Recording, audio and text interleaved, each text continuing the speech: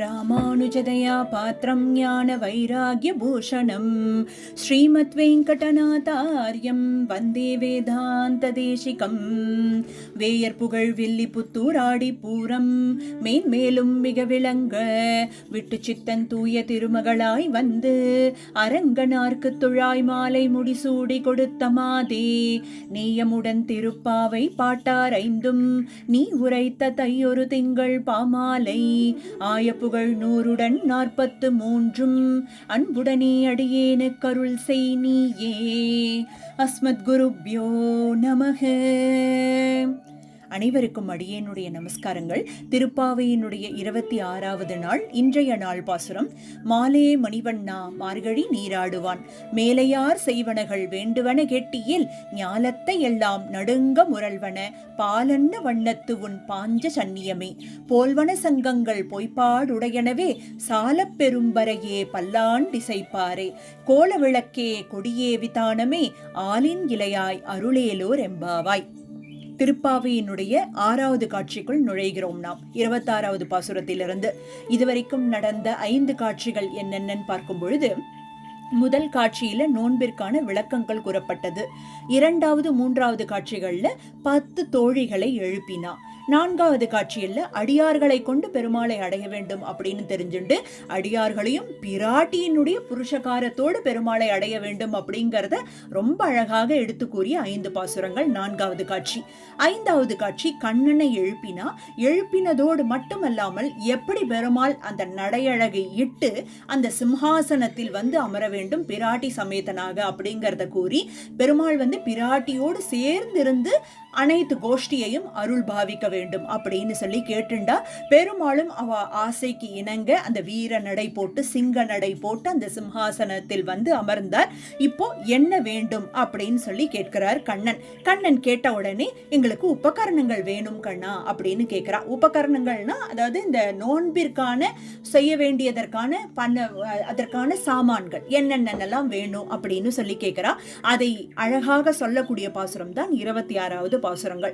இப்போ கண்ணன் எப்பேற்பட்டவன் அப்படிங்கறத இவ்வளவு நாள் என்ன சொல்லியிருந்தா, உன்னுடைய கடாட்சம் கிடைக்காதான் ஏங்கி கொண்டிருந்த அந்த கோஷ்டிகள் அனைவரும் இப்ப கண்ணனை அழகாக பக்கத்துல இருந்தபடியே அவனை அப்படியே பார்த்த வண்ணம் இருக்கக்கூடிய பெண்கள் இப்ப எல்லாருக்கும் தெரிஞ்சு போயிடுதான், அட மாலே மணிவண்ணா பித்து பிடித்தவனா இருக்கானா கண்ணன். எதற்காக அப்படின்னா அடியார்கள் மீது பித்து பிடித்தவனாக இருக்கிறானா. எப்படா நம்ம கிட்ட இந்த குழந்தை எல்லாம் வருவா, அவ என்னென்னலாம் கேட்கிறாளோ அதற்கும் மேல அவளுக்கு கொடுத்து அந்த சந்தோஷத்தை பார்த்து சந்தோஷம் அடையக்கூடிய பெருமாள் தான் கண்ணனாக இருக்கிறான் அப்படிங்கறத புரிஞ்சுட்டா. அப்போ எங்களுடைய வருகைக்காக தானே கண்ணா காத்துருந்த நீ இவ்வளவு நாளா. மாலே மணிவண்ணா ஏங்கி காத்து கொண்டிருந்த நீல மணிவண்ணா அப்படின்னு சொல்லி அழைத்து இந்த மார்கழி நீராட்டத்திற்கு உபகரணங்கள்லாம் வேணும் கண்ணா, அதை வேண்டிதான் வந்துள்ளோம் அப்படிங்கிறா. உடனே கண்ணன் நிறுத்தினானா. இருங்கோ நான் வேணுமா உபகரணம் வேணுமா உங்களுக்கு? குழுக்கும் ஆசை மீசைக்கும் ஆசையா அப்படின்னு சொல்லி கண்ணன் கேட்டானா. உடனே ஆண்டாள் நாச்சியார் சொல்றா, இல்ல கண்ணா என்ன இப்படி சொல்லிட்ட, எங்களுக்கு நீ மட்டும்தான் வேணும், அதுல சந்தேகமே கிடையாது. ஆனா மேலையார் செய்வனகள் நம் முன்னோர்கள் இட்ட வழக்காக நாங்க இருக்க வேண்டும்னு ஆசைப்படுறோம். நாங்க பாட்டுக்கு ஏதாவது ஒரு ஷார்ட் ரூட்ல வந்து ஒன்று அடையக்கூடாது கண்ணா. எங்களுக்கு முன்னாடி ஆழ்வார்கள் ஆச்சாரியர்கள் இப்படின்னு எங்களுடைய முன்னோர்கள் எப்படி உன்னை அடைந்தார்களோ அதே நோன்பை மேற்கொண்டு எப்படி என்னென்னலாம் பண்ணி அந்த நோன்பை அழகாக பண்ணினாலோ அதை நாங்களும் பண்ண வேண்டும். இந்த கோஷ்டியோடு சேர்ந்து இந்த சத்சங்கத்தோடு சேர்ந்து அந்த நோன்பை மேற்கொண்டு அதற்கப்புறமா நீ இட்ட வழக்காக நாங்க இருக்க வேண்டும் அப்படிங்கறதுனால இப்போ அந்த நோன்பிற்கான உபகரணங்கள் தான் கேட்கிறோம் கண்ணா அப்படின்னு சொல்லவே, அப்போ இந்த கைங்கரியத்தை தொன்று தொட்டு வரும் அந்த மார்கழி நோன்பை முடித்து விட்டு நாங்க அடைய வேண்டும் அப்படின்னு ஆசைப்படுறோம் கண்ணா. வழக்கம் மாறாமல் இருக்கணும்னு ஆசைப்படுறோம் கண்ணா அப்படின்னு ரொம்ப ஆசையா ரொம்ப பொறுமையா எடுத்து சொன்னாலாம் கண்ணனுக்கு. உடனே கண்ணனுக்கு புரிஞ்சு போயிடுது, குழந்தையெல்லாம் என்ன பண்ணணும்னு ஆசைப்படுறாங்கிறத புரிஞ்சுட்டு, சரி உங்களுக்கு என்ன வேணும்னு சொல்லுங்க, நீங்க நினைச்ச மாதிரி அழகா இதெல்லாம் முடிச்சுட்டே வாங்கோ அப்படின்னு சொல்லும்படியாக, கண்ணா எங்களுக்கு 6 விஷயங்கள் வேணும் கண்ணா இந்த நோன்பிற்கான அப்படின்னு சொல்லி இந்த உலகத்தையே அதிர வைக்கக்கூடிய அந்த பால் நிறம் கொண்ட பாஞ்சசன்யம், அந்த பழமையான விஸ்தாரமான சங்குகள் வேண்டும். அதை கொண்டு உனக்கு திருப்பள்ளி எழுச்சி பாடணும். இதுதான் முதல் சாமான். அடுத்தபடியாக சால பெரும் பறை, பறை என்பது முரசு, அந்த முரசை கொட்டிக்கொண்டே அந்த கோஷ்டியோடு நாங்க அந்த யமுனாவில் நீராடி கொண்டு மறுபடியும் இந்த நோன்பிற்கான விஷயங்களில் மேற்கொள்ள வேண்டும். அப்போ இரண்டாவதாக முரசு. மூன்றாவதாக பல்லாண்டு பாடக்கூடிய அரையர் கோஷ்டிகள். அந்த அரையர் கோஷ்டிகள் பாடக்கூடிய பல்லாண்டு இருக்கே, அடடா, காது குளிர கேட்டுக்கொண்டே இருக்கலாம். அந்த கோஷ்டியோடு சேர்ந்து நாங்க யமுனாவிற்கு சென்று நீராடி அந்த உனக்கும் நாங்களும் சேர்ந்து பல்லாண்டு பாடி கோஷ்டியோடு அந்த சத்சங்கத்தோடு அனுபவிக்க வேண்டும் அப்படின்னு மூன்றாவதாக அரையர் கோஷ்டி கேட்டாலாம். நான்காவதாக அழகிய விளக்குகள் வேண்டும். நாங்க போகக்கூடிய அந்த தருணமும் காலை பொழுது, அதுவும் அதிகாலை பொழுது அப்படிங்கிறதுனால இருளா இருக்கும். அப்போ அந்த இருளை போக்குவதற்காக அழகான விளக்குகளை கொண்டு நாங்க எங்களுடைய நடைப்பயணம் செல்ல வேண்டும் அப்படின்னு கேட்கிறா. ஐந்தாவதாக கொடி. கொடி என்பது எந்த கோஷ்டியை சேர்ந்தவர்கள் நாங்கள் அப்படின்னா ஸ்ரீமன் நாராயணனுடைய கோஷ்டி என்பதை ஊரறிய தெரிய வேண்டும் இல்லையா? இந்த நோன்பு யாருக்காக பண்றோங்கிறது எல்லாருக்கும் தெரிய வேண்டும் இல்லையா? அப்படிங்கறதுனால அந்த கொடியானதை குடு அப்படின்னு ஐந்தாவதாக கேட்கிறா. ஆறாவதாக விதானம். விதானம் என்றால் பந்தல். நாங்க செல்லக்கூடிய அந்த காலை பொழுது, அதுவும் அதிகாலை பொழுதானது பணிகள் அப்படி இருக்கும். எல்லாரும் வரக்கூடிய எல்லாருமே ஆய்ச்சியர்கள் எல்லாருமே சின்ன பெண்களா இருக்கா இல்லையா? அவளுக்கு உடம்பால எந்தவித உபாதைகள்லாம் வந்துடக்கூடாது, கஷ்டப்படக்கூடாது அப்படிங்கறதுக்காக இந்த கோஷ்டிக்கே அப்படியே ஃபுல்லா அப்படியே கவர் ஆற மாதிரி ஒரு பந்தல் ஒண்ணு போட்டு போயிட்டோம்னு வச்சுக்கோ கண்ணா, நாங்க நன்ன சந்தோஷமா உன்னுடைய ஒரு சிந்தனையிலிருந்து நாங்க அப்படியே வேற எதையுமே யோசிக்காம சந்தோஷமா போயிட்டு அந்த ஒரு நீராட்டம் முடிந்து அந்த நோன்பை மேற்கொள்வோம் அப்படின்னு சொல்லி இந்த 6 விஷயங்கள் கேட்டாலாம். உடனே இதை எப்படி தர வேண்டும்னு கேட்டாலாம். இதையும் ஆளின் இலையாய் இருக்கக்கூடிய கண்ணனாக இருந்து நீ இதை அருள் பாவிக்க வேண்டும் அப்படின்னு கேட்கிற. ஆளின் இலை அப்படின்னா பெருமாள் அந்த பிரளய காலத்தில் ஆளிலை கண்ணனாக இருந்து கொண்டு தன்னுடைய குக்ஷிக்குள் அனைத்து வஸ்துக்களையும் தன்னுடைய குக்ஷிக்குள் வைத்து ரட்சிப்பதை போல பெருமாள் ஆளின் இலையாக இருந்து கொண்டு இவை அனைத்தையும் தர வேண்டும் அப்படின்னு சொல்லி கேட்க, உடனே கண்ணனும் தந்தோம் தந்தோம் தந்தோம்னு கேட்கறதுக்கும் மேல கொடுத்துதானே பெருமாளுக்கு என்னைக்குமே பண்ணி ஒரு சந்தோஷம் இல்லையா? அதை கொடுத்தோம்னா மனசார சந்தோஷத்தோட அந்த கோஷ்டிகளுக்கு அனைத்து உபகரணங்களையும் கொடுத்து எல்லாரையும் சந்தோஷப்படுத்தினான் கண்ணன். அப்படிங்கிறது தான் இந்த 26வது பாசுரம். சரி, இந்த 26வது பாசுரத்தோட நம்ம என்ன நாராயணிய தசகத்தை அனுபவிக்க போறோம் அப்படின்னா, நம்ம இதுவரைக்கும் மேற்கொண்ட அதாவது 25 பாசுரங்கள் என்ன பண்ணினா நோன்பிற்கான விஷயங்கள் அனைத்தையும் நம்ம பார்த்தோம் இல்லையா? என்ன விளக்கங்கள்லாம் கூறி யாரெல்லாம் எழுப்பி என்னென்ன உபகரணங்கள்லாம் கேட்கக்கூடிய அளவுக்கு நம்ம இப்போ அந்த முடிக்கக்கூடிய தருணத்துல இருந்துட்டு இருக்கோம். இந்த அப்படியே இந்த திருப்பாவை நோன்பு, இந்த மார்கழி நோன்பை, அதாவது காத்தியாயினி விரதம் என்று அனுபவிக்கப்பட்ட அந்த நோன்பை மார்கழி நோன்பு நாம இங்க சொல்றோம். இதை பாகவதத்திலும் நம் நாராயணியத்திலும் எப்படி அனுபவிச்சிருக்கா அப்படிங்கிறது, அதுவும் நம் நாராயணியத்தில் 60வது தசகத்தில் கோபி வஸ்திராபஹரண வர்ணனம் அப்படிங்கிற அந்த ஒரு தசகத்துல எப்படி இந்த நோன்பானது மேற்கொள்ளப்பட்டது அப்படிங்கிறதையும், அந்த நோன்பு காலத்தில் எப்படி இந்த நோன்பை செய்தார்கள், என்னென்ன உபகரணங்கள்லாம் கேட்டா அதற்கு பெருமாள் எப்படி அருள் பாவித்தான் அப்படிங்கிறத முதற்கொண்டு இந்த தசகத்தில் அழகாக பட்டத்தில் வர்ணிச்சிருக்கார். எப்படிங்கிறத நாம இப்போ இந்த ஸ்லோகத்தை அடிப்படையா வச்சுட்டு நம்ம அனுபவிப்போம். எப்படின்னா, இந்த பெண்கள்லாம் ஒன்று கூடி, எல்லாரும் இந்த ஆயர்பாடியில் இருக்கக்கூடிய பெண்கள் எல்லாம் ஒன்று கூடி இந்த காத்தியாயினி தேவியை மணலில் அமைத்து, ஏன்னா இப்ப காத்தியாயினி விரதம் தானே பாகவதத்துல எல்லாம் கூறப்பட்டிருக்கு இல்லையா? ஸ்காந்த புராணத்தின் அடிப்படையில் கொண்டு அதை கொண்டு காத்தியாயினி விரதம் என்று அதையே தான் இங்க அனுகரணம் பண்ற நம்ம ஆண்டாள் நாச்சியாரும். இந்த நாராயணிய தசகத்திலையும் என்ன சொல்லப்பட்டிருக்குன்னா, அந்த காத்தியாயினி தேவியை மணலில் அமைத்து அந்த கிருஷ்ண கைங்கரியத்தை வேண்டி பிரார்த்திக்கிறார்கள். அதுதான் மதனாதுர சேத்தசோன்வகம் பவதங்கிரித்வயா தாஸ்ய காம்யயா.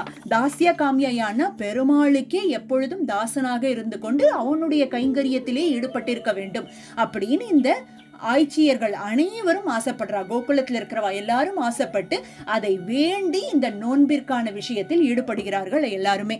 அப்போ யமுனா தட்டசீம்னி சைகத்தின் தரலாக்ஷ்யோ கிரிஜாம் சமார்டிஷன், அந்த யமுனியை நோக்கி சென்று அங்குதான் இந்த காத்தியாயினி போன்ற இருக்கக்கூடிய அந்த உருவத்தில் ஒரு தேவதையை உருவாக்கி கொண்டு இப்போ அந்த தேவதை கிட்ட கேட்கறா, இந்த மாதிரி நாங்க கண்ணனையே கணவனாக அடைய வேண்டும் அப்படின்னு கேட்கக்கூடிய இந்த விரதத்தை மேற்கொள்ள போகிறார்கள். இந்த விரதத்தின் போது என்னென்னலாம் பண்ணினா அப்படிங்கறது 2வது ஸ்லோகத்தில் கூறப்பட்டிருக்கு.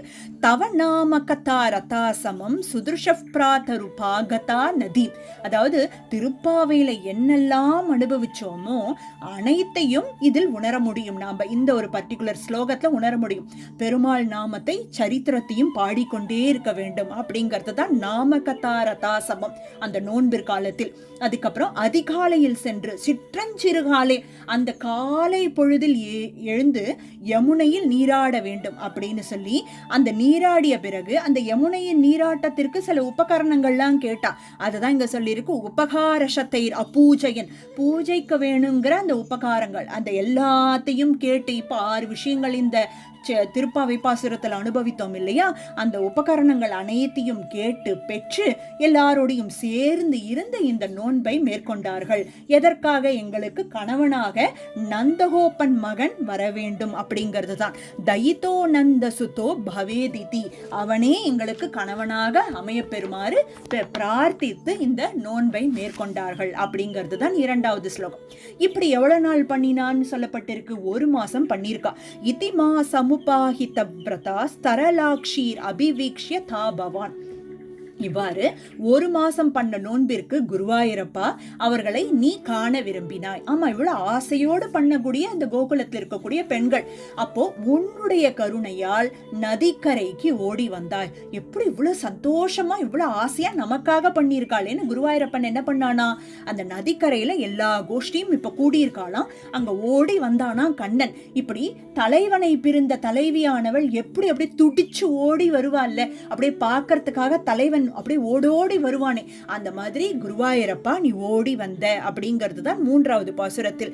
சமயாசி தத நுக்ரஹேச்சையா, நீ அனுகிரகம் செய்ய வேண்டும் என்று துள்ளி குதித்து ஓடி வந்தாய் அந்த யமுனா நதி கரைக்கு அப்படின்னு சொல்லப்பட்டிருக்கு. இப்போ 4வது பாசுரத்துல இங்கிருந்து தான் லீலைகள் ஆரம்பமாறுது. பெருமாள் இந்த ஒரு விஷயத்துல என்ன ஒரு லீலை செய்தான், அந்த லீலையின் அந்த லீலையினுடைய தாத்பரியம் என்ன, இதனால் நாம கத்துக்க வேண்டிய விஷயம் என்னங்கிறதையும் இந்த நோன்பிற்கான பதில் என்ன அப்படிங்கறதையும் அழகாக அனுபவிக்கப்பட்டிருக்கு இனி வரக்கூடிய ஸ்லோகங்கள்ல. இப்போ லீலைகள் ஆரம்பமாறுது. 30வது நாள் பூர்த்தியான நிலையில இப்ப எல்லாரும் என்ன பண்ணிருக்கலாம், யமுனா கரையில தன்னுடைய ஆடைகளை எல்லாம் கழற்றி வைத்து நீராட போனார்கள் கோபிகைகள். இப்போ குருவாயூரப்பா உன்னை பிரிந்த தாபத்துல இருக்கா, அதுவும் 30 நாட்கள் இந்த விரதத்தை வேற மேற்கொண்டு இருக்கா இல்லையா? இப்போ அந்த யமுனையானது அப்படியே அந்த தாபத்தை ஆற்றுறதுதான். ஏன்னா இப்ப அவ எல்லாரும் குளிக்கிறதுக்காக அந்த யமுனா நதிக்குள்ள இறங்கியிருக்கா ஆடைகளை எல்லாம் கழற்றி வைத்து. அப்பொழுது உன்னை கவனித்தார்கள். அப்போ பார்த்த உடனே ரொம்ப வெக்கம் வந்து விடுத்தான். புறத்தஸ்துவாமவலோக்கிய லஜ்ஜிதாக, லஜ்ஜிதான வெட்கம், அப்படியே வெட்கம் வந்து விடுத்தான். ஏன்னா ஆடைகளே இல்லாம இப்போ அந்த குளத்துல யமுனா நதியில நீராடின்னு இருக்கா. இப்ப கண்ணனையும் பார்த்துட்டாவா. இப்ப 5வது ஸ்லோகத்துல வெட்கத்தால அவளுடைய முகங்களானது அப்படியே தொங்கறதான் கீழே. அச்சுச்சோ அச்சுச்சோ, இப்படி பண்ணிட்டோமே, இப்படி ஆடைகளோட இல்லாம ஒண்ணுமே இல்லாம இப்படி நம்ம நீராட வந்திருக்கோமே, இப்ப கண்ணன் வேற அங்க உட்கார்ந்து இருக்கானே. அந்த நேரம் அனைத்து ஆடையும் நீ என்ன பண்ணின குருவாயூரப்பா, அப்படியே அபகரிச்சுண்டு போய் அந்த மரத்தின் மேல இருக்கக்கூடிய அந்த குருந்த மரத்தின் மேல போய் அமர்ந்தாய் அப்படிங்கிறது தான் இந்த 5வது ஸ்லோகத்துல கொடுத்திருக்கு. விடப்பம் துவம் தரசாதி ரூடவான், இப்படி அனைத்து ஆடைகள் அனைத்தையும் அபகரித்து நீ மரத்தின் மேல் உட்கார்ந்தாய் குருவாயூரப்பா அப்படின்னு சொல்லப்பட்டிருக்கு. இப்போ கோபிகைகளை எல்லாரையும் பார்த்து நீ கூப்பிடுற, வாங்கோ வாங்கோ வாங்கோ, வெளில வாங்கோ, யார் யாருக்கெல்லாம் என்னென்ன வேணுமோ வந்து அவாவா துணியை வாங்கிட்டு போங்கோ, வாங்கோ, நான் கொடுக்கறதுக்கு தயாரா இருக்கேன். இதி நர்ம மிருதுஸ்மிதே த்வயி ப்ருவதி வியா முமுகே வதூஜனைஹி, யாருக்கு என்னவோ கொடுத்துடுறேன், வாங்கோ வாங்கோ, வெளியில வாங்கோ அப்படின்னு சொல்லி குறும்பாக அப்படியே சிரிச்ச வண்ணம் எல்லாரையும் நீ அழைச்ச. உனக்கு தெரியும் அவ ஆடைகளே இல்லாம குளிச்சுட்டு இருக்கான்னு உனக்கு தெரியும், இருந்தாலும் நீ அனைவரையும் அழைத்தாய் குருவாயூரப்பா அப்படிங்கிறது இந்த 6வது ஸ்லோகத்துல குறிப்பிடப்பட்டிருக்கு. அப்போ இப்ப என்ன பண்றாளாம், அங்க இருக்கக்கூடிய பெண்கள் எல்லாரும் பல்லாண்டு பாடுறா. பல்லாண்டுங்கும் பொழுது குருவாயூரப்பா, கிருஷ்ணா, கண்ணா, கண்ணா மன்னிச்சுடுறா கண்ணா, ஆடையை கொடுத்துடுறா கண்ணா, ஆடையை கொடுத்துடுறா கண்ணான்னு எல்லாரும் உன்னை பிரார்த்திக்கிறா. 7வது ஸ்லோகத்துல பிரதிஷாம்பர மம்புஜேக்ஷனேதி உதிதஸ்துவம் ஸ்மிதமேவ தத்தவான்.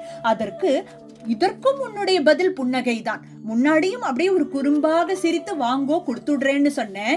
இப்போ எல்லாரும் வேண்டா, உனக்கு பல்லாண்டு பாடுறா, காடையை கொடுத்துடுறா கண்ணான்னு கேட்கறா. அதற்கும் உன்னுடைய பதில் சிரிப்பாக இருந்துட்டு அப்படியே அந்த தாமரை கண்ணன் இருக்கானே அப்படியே சிரிச்சுட்டே இருக்கானா. இப்போ 8வது ஸ்லோகத்துல அவ எல்லாரும் ரொம்ப மன்றாடி கேட்கிறா, கண்ணா கண்ணா என்ன பண்ணினா கொடுப்ப கண்ணா எங்களுடைய ஆடைகள் எல்லாத்தையும் அப்படின்னு சொல்ல, எல்லாரும் வெளியில வாங்கோ, வந்த வண்ணம் 2 கைகளையும் அப்படியே தலைக்கு மேல கை கூப்ப வேண்டும், வாங்கோ வாங்கோ வெளியில வாங்கோ அப்படின்னு சொல்லி குருவாயூரப்பா நீ அனைவரையும் அழைத்தாய். அப்போ என்ன பண்ணாலும் அந்த கோபிகைகள் அவன் நீ சொன்ன மாதிரியே வெளியில வந்து 2 கைகளையும் தலைக்கு மேலாக கூப்பி அவ தன்னுடைய அந்த பரிசுத்தமான அந்த அன்பை தெரிவித்தார்கள். நீயே தஞ்சம் அப்படிங்கறத அந்த இடத்துல அப்படியே தத்ரூபமா வெளியானது. அவளுடைய எண்ண போக்கு எப்படி இருந்தது அப்படின்னா, பெருமாளே கதி, என்ன மன்னிச்சுடுப்பா அப்படின்னு சொல்லக்கூடிய அளவில் கை மேல தூக்கிண்டு அந்த அஞ்சலி முத்திரையோட பெருமாளை உன்னை தஞ்சமடைந்தார்கள். அவளுடைய ஆடைகளை திருப்பி கொடுத்து அனைவரையும் நீ அனுகிரகித்தாய் அப்படிங்கிறது தான் இந்த 8வது ஸ்லோகம். வசனான்ய கிலான்ய அனுகிரகம் புனரேவம் கிரமப்யதா முதா. இப்படி அனைவரையும் அவர்களுடைய ஆடைகளை கொடுத்து நீ அனுகிரகித்தாய், இனிய வார்த்தைகளையும் சொன்னாய். கோபிகைகளுக்கு நீ என்ன சொன்ன? இப்போ அவளுக்கு உனக்கு தெரிஞ்சு போயிடுத்து அவளுடைய எண்ணங்கள், அவளுடைய ஆசைகள் எல்லாமே உன்னை அடைய வேண்டும் அப்படிங்கறதான எண்ணம் உனக்கு இப்போ பரிசுத்தமான அந்த அன்பு உன்னை அடைந்து விட்டது. அப்போ நீ அவளுக்கு ஒரு நல்ல ஒரு அழகான பதிலை சொல்வதற்காக காத்து கொண்டிருந்தாய்.